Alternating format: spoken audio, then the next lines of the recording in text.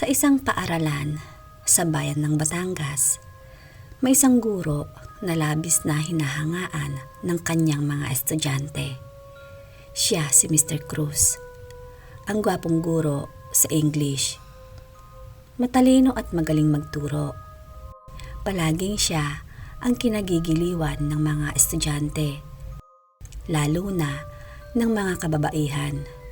Subalit, sa likod ng kanyang magiting na itsura, may lihim pala siyang pilit na tinatago.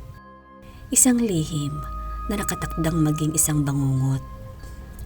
Si Ana ay isang masipag na estudyante. Tahimik siya at laging nagpapasa ng kanyang mga proyekto ng maaga. Naging paborito siya ni Mr. Cruz dahil sa kanyang talino at dedikasyon sa pag-aaral. Naging malapit sila dahil si Ana ay laging tumutulong sa mga gawain sa paaralan. Sa simula, ito'y tila normal lang na ugnayan ng isang guro at estudyante hanggang sa unti-unti nang nagkaroon ng kakaibang tensyon sa pagitan nila. Isang araw, matapos ang klase, nagpaiwan si Ana upang magpatulong kay Mr. Cruz sa isang proyekto. Habang sila ay nag-uusap, napansin ni Ana ang mga makahulugang tingin ng guro sa kanya. Hindi ito nakaligtas kay Ana at unti-unti siyang nakaramdam ng kakaiba. Subalit dahil sa kanyang tiwala kay Mr. Cruz, inisip niyang baka nagkakamali lang siya. Nang dumating na ang gabi, nagbago na ang lahat. Isang makulimlim na hapon, pinatawag ni Mr. Cruz si Ana sa kanyang opisina. Pagpasok niya, napansin niyang madilim at tila nag-iiba ang aura sa lugar. "Sir, bakit po ninyo ako pinatawag?" Tanong ni Ana na may halong kaba sa dibdib. Tumayo si Mr. Cruz at lumapit kay Ana. Hawak ang isang papel. "Alam mo, Ana, matalino ka. Ngunit higit pa riyan, ang gusto kong malaman mo na espesyal ka sa akin." Ang sabi niya habang inilalapit ang kanyang mukha kay Ana. Nanginig si Ana at umatras. "Sir, wag po. Estudyante lamang po ninyo ako." Ang sabi niya at nanginginig ang kanyang boses. Ngunit bago pa siya makatayo, hinawakan ni Mr. Cruz ang kanyang kamay at hinarangan siya. Simula ng araw na iyon, si Ana ay naging biktima ng pagmamanipula ni Mr. Cruz. Takot siyang magsalita dahil alam niyang walang maniniwala sa kanya, kung kaya't pilit niyang tiniis ang bawat paglabag sa kanya. Umaasang matatapos din ang bangungot na iyon. Ngunit isang gabi, nagbago ang lahat. Habang naglalakad pauwi si Mr. Cruz mula sa paaralan, bigla niyang naramdaman na parang may sumusunod sa kanya.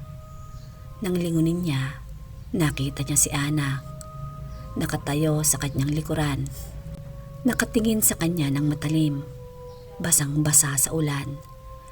Pero alam niyang imposible ito dahil ilang araw nang hindi pumapasok si Ana matapos ang insidente sa kanilang dalawa. Kinabukasan, nabalitaan sa paaralan ang pagpapakamatay ni Ana. Natagpuan siya sa kanyang kwarto, nakabitin at may sulat na iniwan. Walang hustisya para sa mga estudyante. Yon ang nakalagay sa sulat. Sa mga sumunod na araw, nagsimulang makarinig ng mga bulong si Mr. Cruz tuwing mag-isa lamang siya. Sa tuwing papasok siya sa silid 304, nararamdaman niyang may malamig na presensya na sumusunod sa kanya. Sa isang gabi, habang nag-check siya ng mga papel, narinig niyang may umuungol sa silid. Bumalik siya sa silid 304 at nakita niyang may nakaupong anino sa likod na bahagi ng klase. Nang lapitan niya ito, nagulat siya nang makita si Ana. Duguan ang mga mata at may bakas ng tali sa kanyang leeg. "Sir, handa ka na bang magbayad?" Bulong ni Ana habang dahan-dahan na lumalapit sa kanya. Sa takot ay tumakbong palabas si Mr. Cruz. Ngunit hindi siya nakalayo. Araw-araw ay naririnig niya ang mga bulong. Nakikita niya ang anino at nararamdaman ang malamig na dampi ng kamatayan. Wala siyang mapuntahan. Kahit saan kasi siya magpunta ay naroon lamang si Ana. Hanggang sa isang gabi, hindi na kinaya ni Mr. Cruz. Natagpuan siya sa loob ng silid 304. Nakabitin din, katulad ng ginawa ni Ana. Sa likod ng pintuan, may nakasulat gamit ang dugo. Walang hustisya para sa isang estudyante. Simula noon, ang silid 304 ay isinara at hindi na muling binuksan. Subalit may mga nakakarinig pa ng mga hikbi at iyak sa loob ng silid. Tila may mga kaluluwang hindi pa rin matahimik, naghihintay ng hustisya na hindi kailanman dumating.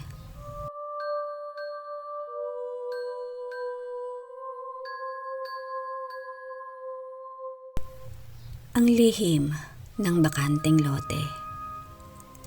Sa isang lumang paaralan sa Pampanga, may isang bahagi ng lupa na hindi tinatayuan ng kahit anong gusali. Ang mga estudyante at guro ay palaging nagtataka kung bakit nananatiling bakante ang loteng ito.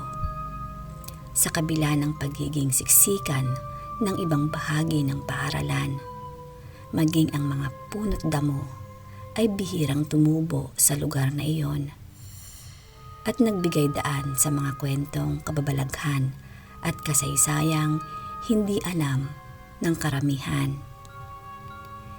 Isang araw, pinag-usapan ng mga grupo ng mga estudyante na tuklasin ang misteryo sa likod ng bakanteng lote.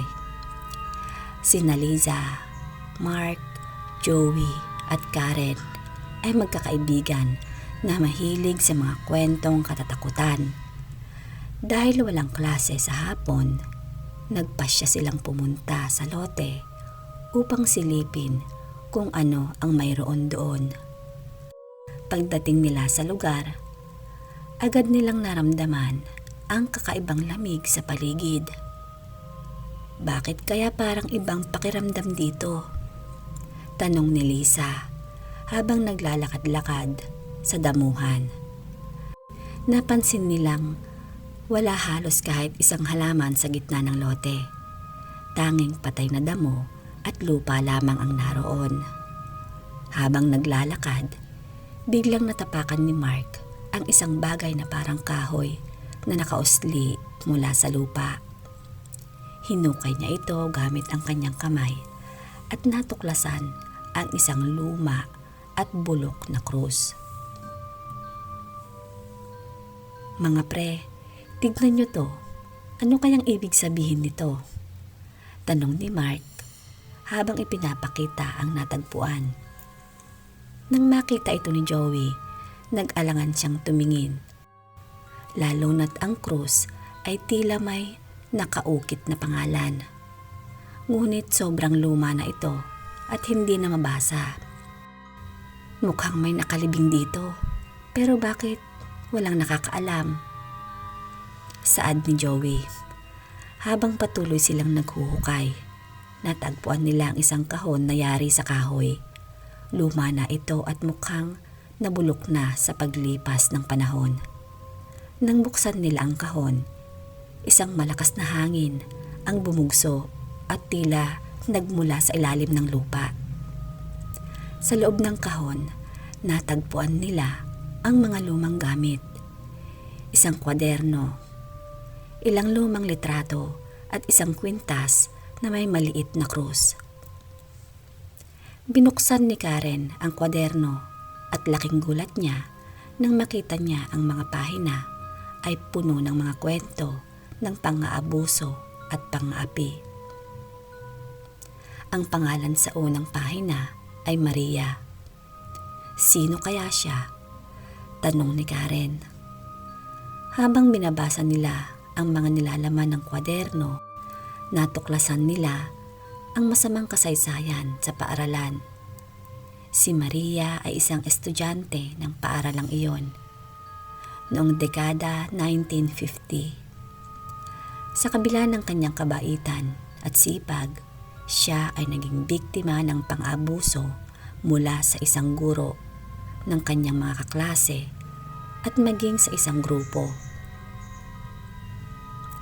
Natagpuan siyang patay sa loteng iyon, ngunit dahil sa kahihiyan at takot, tinakpan ng paaralan ang katotohanan at isinara ang kaso. Sa halip na bigyan ng maayos na libing, siya'y inilibing ng lihim sa mismong bakanting lote na kanilang natagpuan. Simula noon, binuksan nila ang kahon. Nagsimula ng makaramdam ng kababalaghan ang mga estudyante. Sa tuwing sila ay malapit sa lote, parang may nakatingin sa kanila, isang malamig na presensya na nagpaparamdam ng lungkot at galit. Isa-isa silang nakatanggap ng mga kakaibang mensahe sa kanilang mga cellphone. Ang mensaheng tila galing sa kabilang buhay. Tulungan ninyo ako. Nasaan ang hustisya? Bakit nila ako kinalimutan? Yun ang mga nakasaad sa mensahe. Kinagabihan, napagdesisyonan ng grupo na bumalik sa lote upang isarang muli ang hukay at ibalik ang mga gamit sa kahon. Subalit nang makarating na sila doon, natagpuan nila ang kanilang mga sarili na hindi na makaalis. Nagsimulang magbago ang paligid.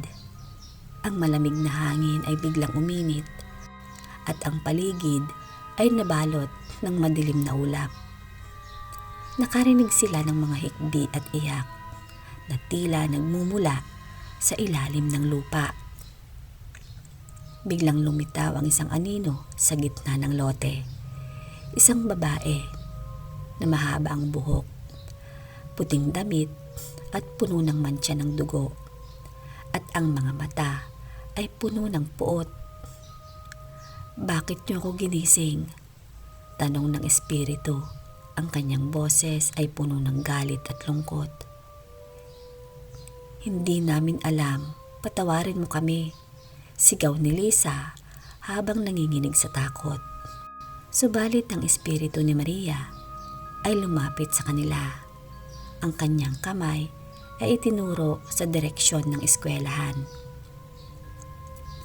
Ibalik ninyo ang hustisya sa akin o kayo ang susunod. Sa takot, isinara ng grupo ang hukay at iniwan ang loteng hindi lumilingon. Kinabukasan, lumapit sila sa prinsipal at inilahad ang kanilang natuklasan. Sa tulong ng lokal na pamahalaan, muling binuksan ang kaso ni Maria. Natagpuan ng mga labi sa ilalim ng lote at siya'y binigyan ng maayos na libing. Mula noon, muling tumubo ang mga halaman sa lote at unti-unting bumalik ang kapayapaan sa paaralan. Subalit, tuwing sumasapit ang gabi, may mga nagsasabing naririnig pa rin nila ang mga hikbi ni Maria. Hindi na dahil sa galit, kundi dahil sa wakas, natagpuan na niya ang katahimikan na matagal na niyang hinahanap.